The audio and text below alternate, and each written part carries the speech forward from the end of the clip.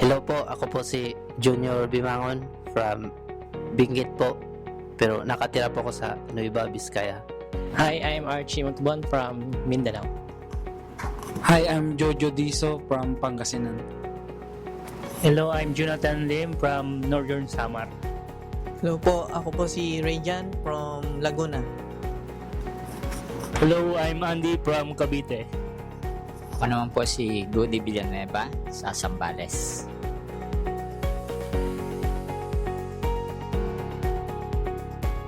Nalaman ko po yung IPAMS dahil po sa kaibigan ko po na nasa Canada ngayon na IPAMS din po yung nagpaalis sa kanya. Then, sinadjust po sa akin na mag-apply po dito. So, nung pagka-uwi ko po galing Japan, nagpunta na po ako dito. Nalaman ko fans through Facebook na nakikita ko po yung mga ads na tapos mga available na hiring na inaano nila. Ako po naman po is nalaman ko yung IPAMS is sa social media. Nung nakita ko na hiring sila ng welders, so nag-send agad ako ng email sa IPAMS. Nalaman ko rin po yung tungkol sa IPAM sa mga kaibigan ko po. At sinubukan ko pong nag-apply at sa awa po ng Diyos, nakuha po ako. Ako naman po, sa Facebook ko lang din po nakilala ang IPAMS and nag-registered and nagantay ng call. And then yun, okay na. Okay na.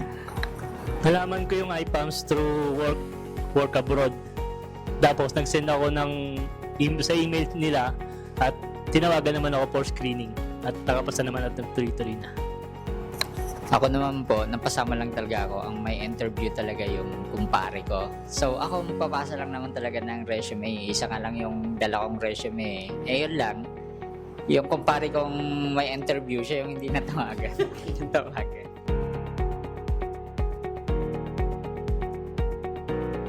First po, nung nag-email sa akin ng IPAMS na magpupunta ako sa opisina for initial interview, then masaya po kasi sa dami-dami po nang nag-a-apply, isa po ako sa nireplyan nila na through email, then sa interview, then after a week, nag-email ulit siya sa akin and tumawag din para sa trade test. Nung una po, hindi po ako makapaniwala na nakapasa ako. Kasi nga sa out of 15, isa ako sa naselect. Yun, siyempre, pasalamat ako kay God dahil nakapasa ako at kaselect ako. Ako nang masaya ma'am kasi nung tinawagan pa ako ng screening, yun na po, hindi ko pa makapaniwala kasi sobrang bilis po ng proseso nila. Pagkatapos po ng screening, trade test po agad, then medical, and then ito na po, balis na po.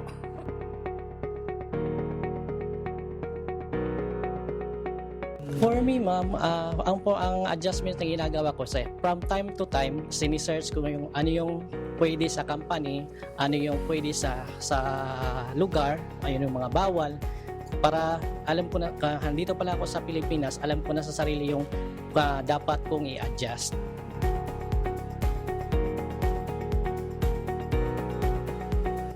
Gusto ko hanggang kaya ko mag-work sa Finland.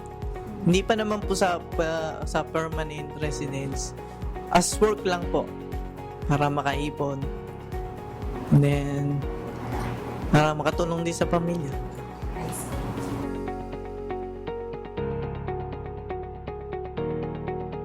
Ako nagtiwala ko sa IPAMS. Naisip ko kasi hindi magtatagal yung agency na 50 years. I think kung hindi po maganda patakaran lang. Kaya po nagtagal kasi maganda po ang pamamalakad nila.